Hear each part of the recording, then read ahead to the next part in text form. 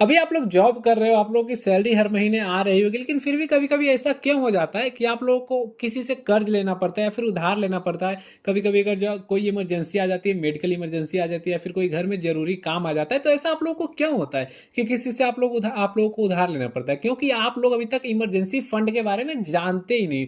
Emergency fund क्या होता है, कैसे ये वर्क करता है, कैसे आप लोग को शुरू करना है?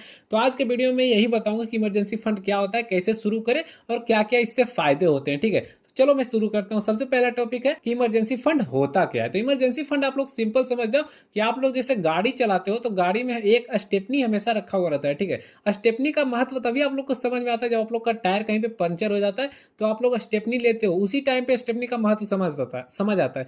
इसी तरह इमरजेंसी फंड होता है आप लोगों के लाइफ में, ठीक है? जो कि हमेशा एकदम ज़रूरत जहाँ पे एकदम एग्ज़ैक्ट ज़रूरत है, उसी टाइम आप लोगों का काम आएगा।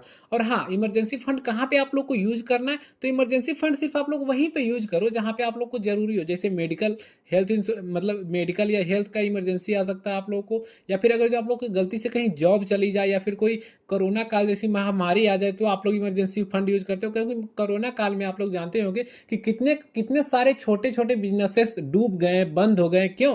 क्योंकि उन लोगों के पास फंड नहीं था। 6 महीने, 12 महीने सर्वाइव करने के लिए उनके पास पैसे नहीं थे। और बहुत सारे लोगों की नौकरी चली गई, तो वो शहर छोड़ के अपने गाँव में आ गए।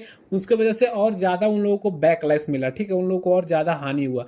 तो इसमें इमरजेंसी फंड आप लोग को यहाँ पे हेल्प करेगा। और कहाँ इमरजेंसी फंड का यूज़ नहीं करना है, तो आप लोग को आईफ़ोन लेने में, ये सब आईफ़ोन लेने में या फिर गाड़ी लेने में, ये सब में आईफ़ोन मतलब इमरजेंसी फंड नहीं यूज़ करना है। पार्टी करने में, ये सब में इमरजेंसी फंड नहीं यूज़ करना है। अब आता है कि इमरजेंसी फंड का जो पैसा होता है वो कहाँ आप लोग रखोगे, ठीक है? इसके बाद मैं बताऊँगा कि इमरजेंसी फंड आप लोग को कितना चाहिए, कितने महीनों का चाहिए। तो सबसे पहले समझ जाओ इमरजेंसी फंड का पैसा कहाँ रखोगे। तो इमरजेंसी फंड का पैसा आप लोग रेगुलर जो सेविंग अकाउंट जो आप लोग का होता है, जिससे आप लोग डेली यूजेज करते हो, उसमें नहीं रखना। आप लोग को एक अलग बैंक अकाउंट खुलवा लेना है आपके नाम से या फिर आप लोगों की वाइफ के नाम से या फिर मदर या बेटे किसी के भी नाम से, जिसमें आप लोग को कभी भी जब ज़रूरत पड़े, 2 बजे रात को ही अगर जो आप लोग को ज़रूरत पड़े, तो उस टाइम भी उससे आप लोग पैसे निकाल सको। वैसा जगह अकाउंट आप लोग को खुलवा लेना। उसके बाद उसका जो एटीएम रहेगा उसको लॉक करके रख देना अपने तिजोरी में, कि इसको सिर्फ इमरजेंसी में मैं निकालूंगा, ऐसे इसको नहीं यूज करूंगा। एकदम इमरजेंसी के लिए पैसा फाइनल है। उसके बाद आप लोग इसको एफडी में भी रख सकते हो। जो एफडी होता है, जो स्वैप इन एफडी मतलब स्वैप इन एफडी होता है, जो आप लोग बैंक अकाउंट में जाके करवा सकते हो, ठीक है?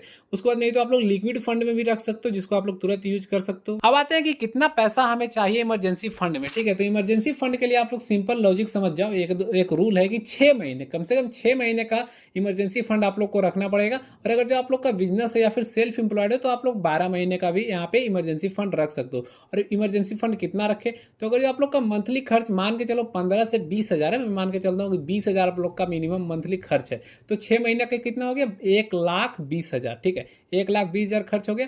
तो आप लोग 1,20,000 कम से कम रखो यहाँ पे इमरजेंसी फंड में, ठीक है? और अब बात आती है कि इमरजेंसी फंड का शुरुआत कैसे करें, कैसे? अगर जो आप लोग पहले से इमरजेंसी फंड रखे हो तो बहुत बढ़िया है। लेकिन अगर अगर जो अभी तक इमरजेंसी फंड आप लोग नहीं स्टार्ट किए हो, अगर जो आप लोग के पास 10-20 हज़ार अभी आप लोग सेविंग करके रखे हो, तो उसको सबसे पहले इमरजेंसी फंड में डाल दो, ठीक है? उसके बाद जितना पैसा घट रहा है उसको हमेशा, सैलरी जैसे ही आता है, हर मंथ आप लोग की सैलरी आती होगी 1 तारीख को, 2 तारीख को, तो उसी समय 10 से 15% आप लोग का सैलरी का अमाउंट जो है वो इमरजेंसी फंड में डाल दीजिए। उसके बाद खर्च कीजिए जितना भी खर्च होता है। उसके बाद लास्ट मंथ का लास्ट में अगर जो 1,000 रुपया फिर 500 रुपया या फिर 100 रुपया ही क्यों ना बच जाए, उसको भी आप लोग इमरजेंसी फंड में डाल दो। और फिर अगले महीने 10 से 15%, ठीक है? ये हो गया इमरजेंसी फंड। तो ऐसे करके सबसे पहले आप लोग को इमरजेंसी फंड बनाना है।